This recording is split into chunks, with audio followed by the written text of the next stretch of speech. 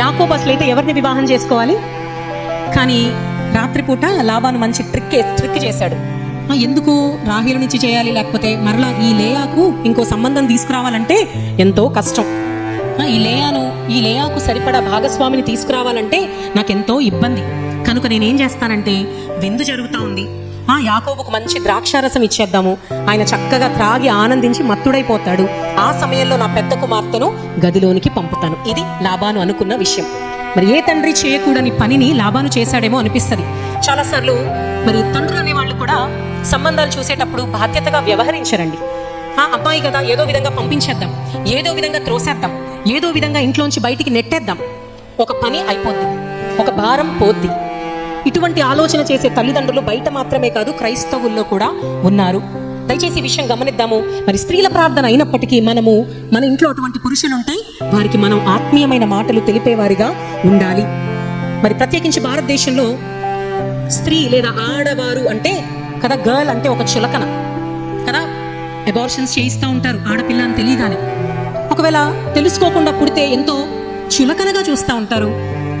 చిన్నప్పుడు చులకన, పెద్ద అయిన తర్వాత చులకన, పెళ్లి చేసేటప్పుడు చులకన, మరి ఆ ఆడబిడ్డను జాగ్రత్తగా చూసుకునే విషయంలో చులకన, ప్రతి విషయంలో కూడా చులకన చేస్తూ ఉంటారు.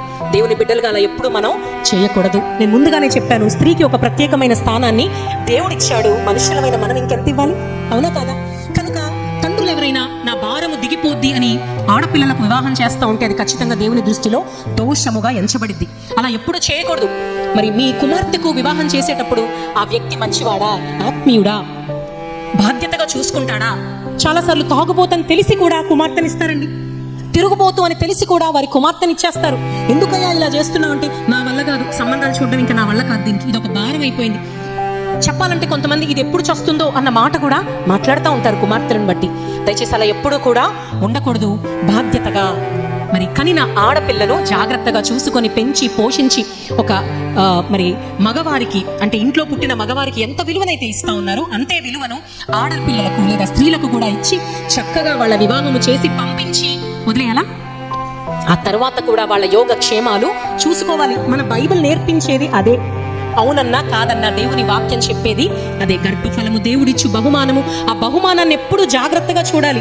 లేదు ప్రభా, నువ్వు ఇచ్చిన బహుమానం ఆడపిల్ల నాకు అక్కర్లేదు అంటే మనము బహుమానాన్ని పడేస్తున్నట్టు, విసిరిగొడుతున్నట్టు, దేవుణ్ణి అవమానపరుస్తున్నట్టు. కనుక ఎదిగిన ఆడపిల్లలున్న తల్లిదండ్రులు కానీ తల్లులు కానీ బాధ్యతగా ఉన్న భాగస్వాములను మాత్రమే పిల్లలకు తీసుకురావాలి.